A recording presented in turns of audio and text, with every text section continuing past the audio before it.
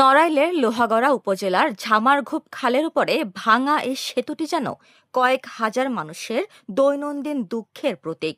নড়াইল ও মাগুরা জেলার সীমানায় দাঁড়িয়ে থাকা ১৩ মিটার দৈর্ঘ্যের এই সেতুটি ভেঙে পড়ে আছে ১০ বছরেরও বেশি সময় ধরে।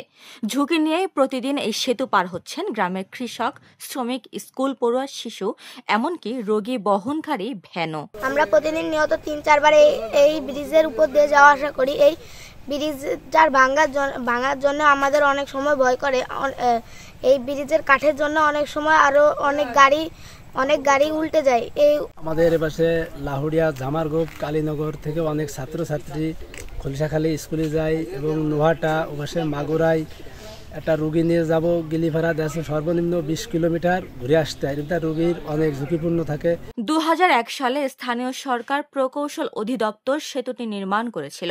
কয়েক বছর আগে সেতুর এক পাশের মেঝের ঢালাই খসে পড়ে প্রথমে ছোট গর্ত, পরে তৈরি হয় বড় ফাঁকা, এমনকি ভেতরের লোহার রডও বেরিয়ে আসে।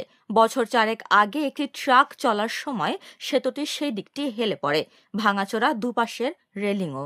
এই ব্রিজ বছরকে বছরের ভাঙ্গা রয়েছে, কত নেতা আসে যায়, যেরমি পড়ে রয়েছে ওইরমি রয়েছে, কেউ এসে কোনো কাজকর্ম করে না। স্থানীয় লোকজন গর্তের উপর বড় বড় কাঠের তক্তা বসিয়ে কোনো মতে পারাপারের পথ বানিয়েছেন নিজেরাই। তবে তাতেও মাঝে মধ্যেই ঘটে দুর্ঘটনা। তবুও বাধ্য হয়েই ওই অঞ্চলের কয়েকটি গ্রামের মানুষের ঝুঁকি নিয়ে চলাচল করতে হয় এই সেতু দিয়ে।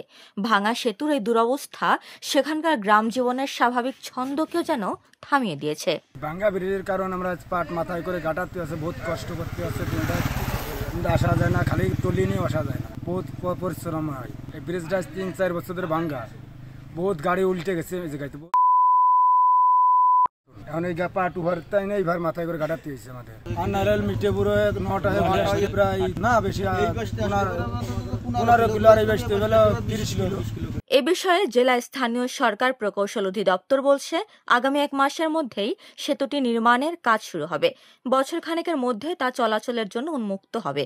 একই সঙ্গে সেতুর সংযোগ সড়কটিও সংস্কার করার উদ্যোগ নেওয়া হয়েছে। ঝামারঘোপ ব্রিজটি আমরা সম্প্রতি নড়াইল প্রকল্প থেকে অনুমোদন পেয়েছি। আশা করছি যে আগামী ১ মাসের ভিতরেই কাজটি শুরু হবে এবং আগামী ১ বছরের ভিতরে আমরা আশা করছি কাজটি শেষ হবে।